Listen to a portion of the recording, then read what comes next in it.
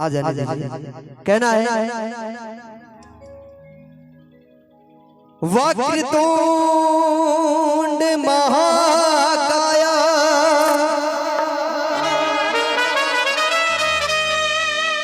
सूर्यकोटि समप्रभा निर्विघ्नं कुरु मे देव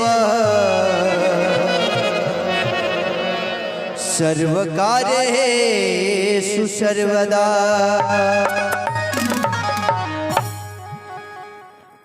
सर्वमंगल मांगल्ये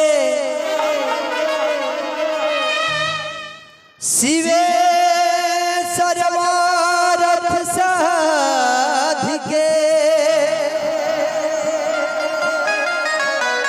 शरण्ये त्र्यंबके गौरी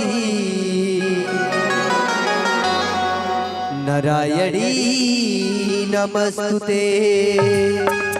माता जी आप उधर से आ जाइए, सीढ़ी की तरफ से उधर से आ जाइए, उधर से। सीढ़ी भी यहाँ लगाना चाहिए था, थोड़ा साइड में लग गया।